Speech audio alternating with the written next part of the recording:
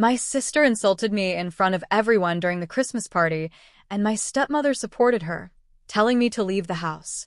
But what Olivia didn't know was that I had been secretly paying for her tuition, so I stopped paying and left. Hello, my name is Rachel, and I'm 29 years old. This Christmas was supposed to be a joyful time for everyone, but for me, it turned into a nightmare I'll never forget. The house was filled with the sounds of laughter and holiday music. The tree stood tall in the corner, decorated with sparkling lights and ornaments we had collected over the years. Everyone was enjoying the party, chatting and sharing stories. I stood quietly near the dining table, sipping my hot chocolate, trying to stay out of the spotlight. My sister, Olivia, who is 22, was at the center of the room, entertaining everyone with her dramatic stories. She always knew how to grab attention. Suddenly, she looked directly at me and smirked. "Rachel," she called out loudly, making everyone turn their heads. "Why don't you share what you've been doing with your life? Or is it still nothings?" Her words felt like a slap in the face. I looked around at the faces in the room, some amused, some uncomfortable. My stomach churned with anger and humiliation.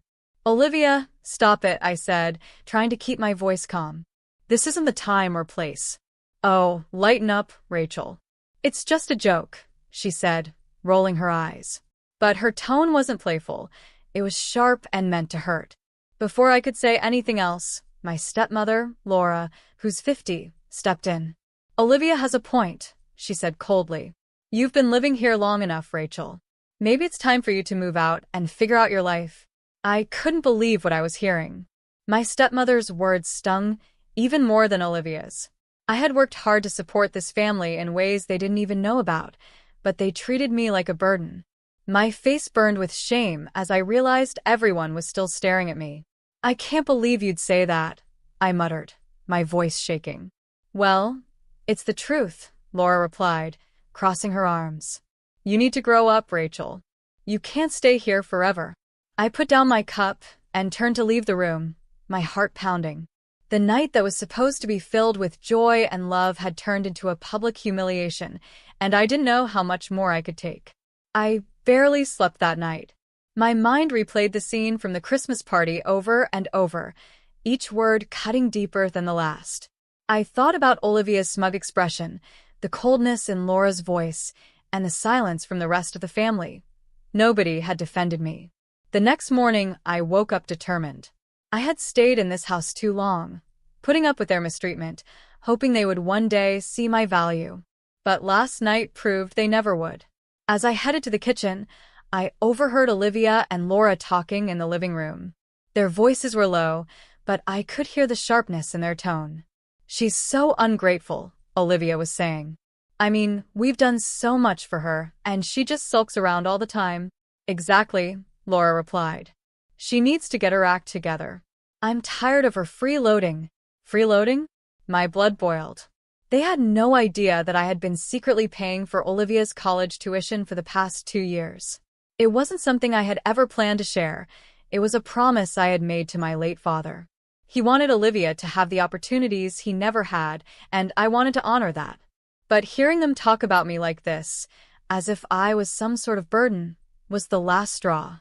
I stepped into the living room, and both of them turned to look at me. Olivia smirked, as if daring me to say something. "I'm leaving," I said firmly, my voice steadier than I expected. "I've had enough of this." Laura raised an eyebrow. "Oh, really? And where are you planning to go, Rachel? You can't just storm off without a plan." "I have a plan," I shot back. "And while I'm at it, Olivia, you might want to figure out how you're going to pay for your next semester. Because I won't be covering your tuition anymore." The smirk on Olivia's face vanished. "What are you talking about?" I folded my arms. "You heard me. I've been paying for your college this whole time. Dad asked me to take care of you, and I did. But now I'm done. You don't deserve it." Olivia's mouth opened and closed like a fish out of water. "You can't just stop paying," she finally stammered. "I need that money." "You should have thought about that before you humiliated me in front of everyone," I said coldly. "You can figure it out yourself now." Laura's face was a mix of shock and anger. "Rachel, this is ridiculous. You can't just abandon your family." I laughed bitterly. Family? You've never treated me like family. You've used me, taken me for granted, and then called me a burden. I'm done being your punching bag." Without waiting for a response, I turned and walked out of the room. I didn't need their approval anymore. I had wasted too much time trying to earn it. It was time to put myself first. I spent the next few hours packing my things. It was strange how easy it was to leave a place I had called home for so long. Every corner of that house held memories, but they felt hollow now, tainted by years of mistreatment. For every kind word I'd spoken or sacrifice I'd made, all I had received in return was scorn. As I zipped up my last suitcase, Olivia barged into my room, her face flushed with anger. "You're really leaving?" she demanded. "Yes, Olivia," I said calmly, not even looking up. "I am." Her voice wavered. "What about my tuition? I can't afford to stay in school without your help." I stopped what I was doing and turned to face her. For a moment, I felt a pang of guilt, but then I remembered the smirk on her face during the Christmas party. "That's not my problem anymore," I said firmly. "You should have thought about that before treating me the way you did." "You can't do this," she snapped, tears forming in her eyes. "You're supposed to help me." I shook my head. "No, Olivia. I've already done more for you than you ever deserved. It's time for you to figure things out on your own." She stormed out, slamming the door behind her. I heard her shouting downstairs, probably to Laura, but I didn't care. Their opinions no longer mattered. That evening, I loaded my bags into my car. Laura stood at the doorway, arms crossed, her expression icy. "You're being dramatic, Rachel," she said. "This is your home. You'll come crawling back." I looked at her one last time and smiled. "No, Laura, I won't. And when you're done trying to control everyone, maybe you'll realize how much you've lost." I got into my car and drove away, leaving behind the toxic environment that had held me back for so long. The relief I felt was immediate, like a weight had been lifted off my shoulders. I moved into a small apartment on the other side of town. It wasn't much, a one-bedroom with outdated appliances, but it was mine. For the first time in years, I felt a sense of peace. I spent the next few weeks focusing on myself. I threw myself into my work, reconnected with friends I had drifted away from, and finally started doing things that made me happy. As the weeks turned into months, I began to rebuild my life. I set boundaries, learned to say no, and stopped feeling guilty for putting myself first. It wasn't always easy, but it was worth it. One day, I received a call from Olivia. I hesitated before answering, but curiosity got the better of me. "Rachel," she said, her voice quieter than I'd ever heard it. "I just wanted to say, I'm sorry. I didn't realize how much you were doing for me. I was selfish." Her words caught me off guard. For years, I had dreamed of hearing those words, but now that I had, they didn't carry the weight I thought they would.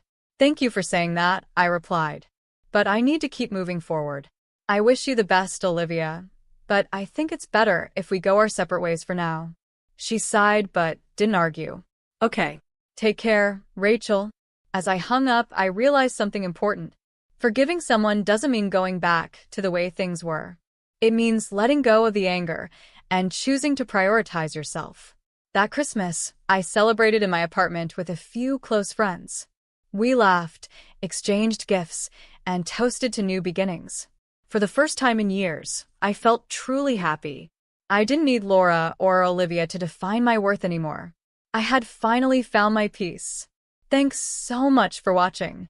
If you enjoyed this video, don't forget to like, comment, and subscribe to our channel for more amazing stories and content. Tap that notification bell so you never miss an update. Let us know your thoughts in the comments below. We love hearing from you. Until next time, take care and stay inspired.